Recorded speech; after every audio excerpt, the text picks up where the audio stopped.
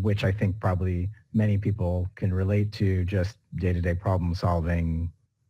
The first thing that came to mind when you talked about that emotional carryover is just the impact of just the pace people have to work through patient care nowadays, and how that ability to move forward can begin to influence that moment-to-moment experience. Absolutely. And the capacity to come back down to baseline more quickly, that really is resilience. We define resilience as the rapidity with which you recover from adversity.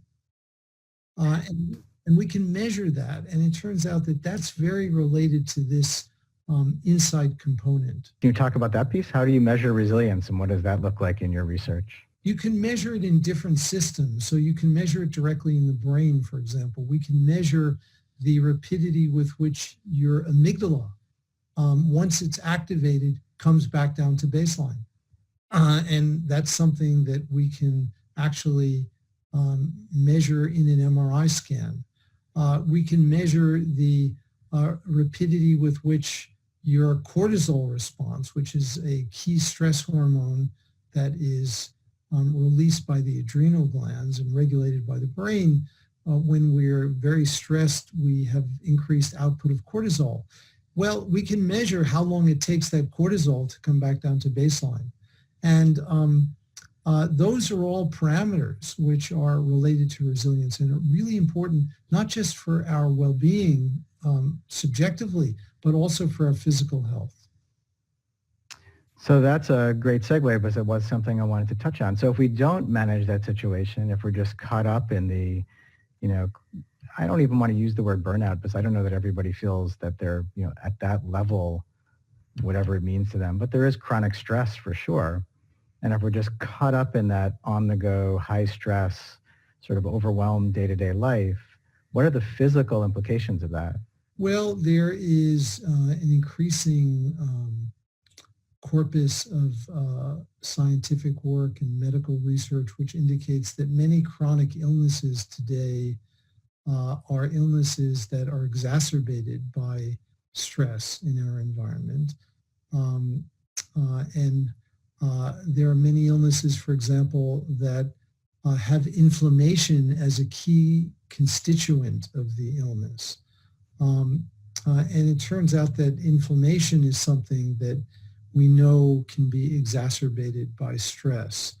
And so if you don't recover quickly, if you don't come back down to baseline quickly, if your cortisol remains high, if your amygdala continues to fire when it's no longer necessary or appropriate, then that is a prescription for a chronically activated system, which is going to lead to chronic health problems, because it will lead to increased inflammation. It will have other kinds of, we know that elevated stress hormones that are chronically maintained can be deleterious for the body as well as deleterious for the brain. It can actually promote premature neurodegeneration.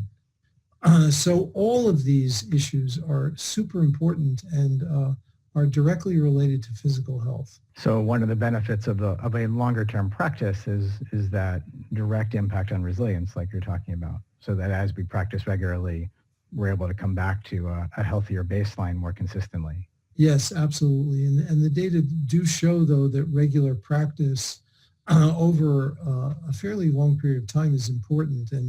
And the resilience piece and the coming back down to baseline quickly is not something that happens instantaneously, but it is something which we do know, I think, can be cultivated. Yeah, I think it's an interesting balance in the research. You probably are even more, more aware than I am, I'm sure. But can you talk just a little bit about, I'm sure many people are curious, the sort of dose effect of all this. It's not as well studied as it might be, but in terms of what getting started with a practice might look like, where that balance of really in the short term setting aside, we're not looking for short term changes.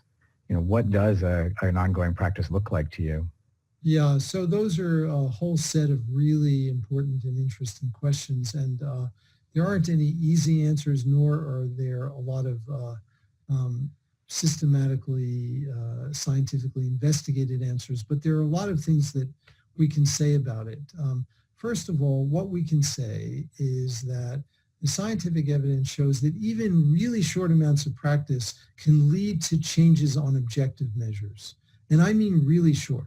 So practice of 8 minutes can produce changes on objective behavioral and neural measures.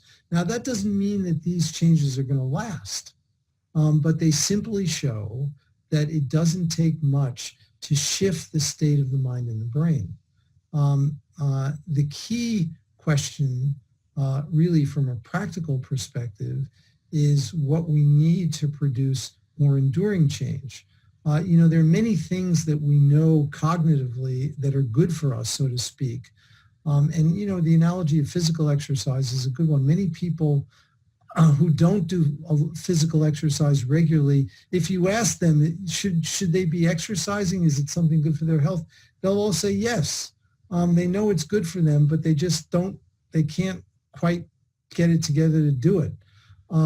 And so it's very difficult to establish a new habit. It's not something that comes easy.